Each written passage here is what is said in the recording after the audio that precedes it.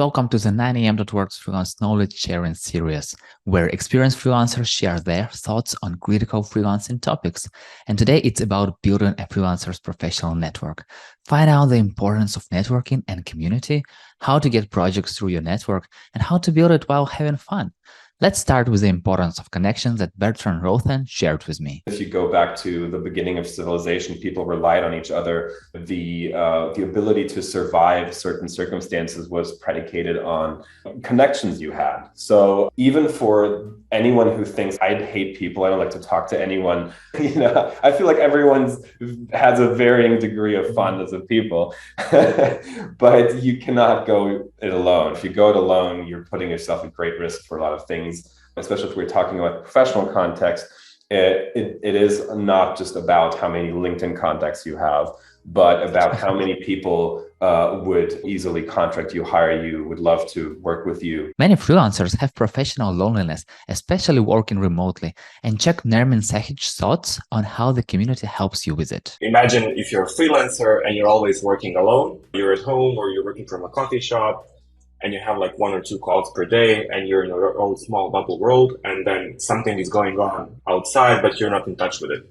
So having a community there, you being in a place where there's so many people, you're kind of forced to know everything. So I'm now forced to know a lot of these improvements in web, in AI, in marketing, how Facebook algorithms started to work, which I now can use with the people who work for me, and then we kind of can tune our social media marketing a bit more, because there's like this huge marketing company that talked with us about it in the kitchen while we were having coffee. Mark Clemens explained how you can effectively sell through your network. If you sell to your network, or not to your network, but through your network, it's less about selling and more about catching up and letting them know what you can offer and what you're looking for. So especially when it goes to getting referrals to others, the key of getting a referral is that as many people as possible have you on top of their mind when they think about the skill or the service that you're offering. Mm-hmm. And that often doesn't need that many words or big pitch or something. That is enough of saying, oh yeah, my last project, I worked with React Native for this car sharing company, and now I'm looking for something new. Then the other person understood, hey, there's a React Native person that worked in car sharing mobility topics and is looking for a job. And Brie Lever taught how exactly to reach out to folks from your network.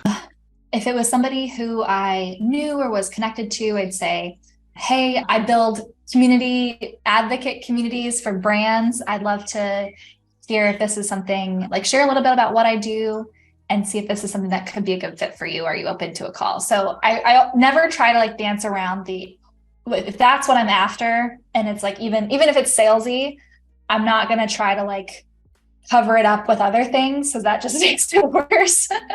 So I really just try to come out the gate with like, here's really what would be beneficial to me. I'd love to find what can be beneficial to you too and ask you some questions. But to be able to reach out to people in ways that they will help you, you have to build relationships. And that's how Balaj Hussein approaches it. I approach work as if I'm going to make new friends.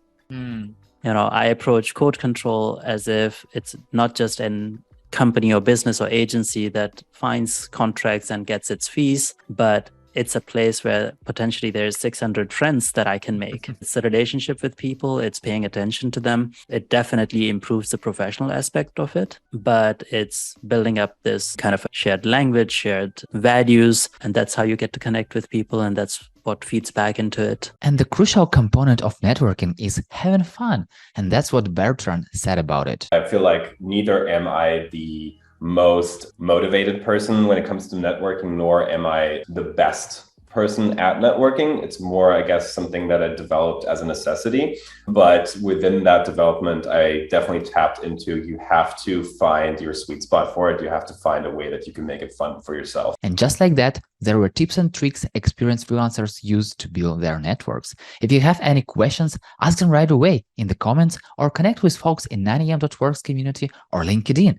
If you learned something new, share this episode with your friend. That's it. I'm done. See you next time.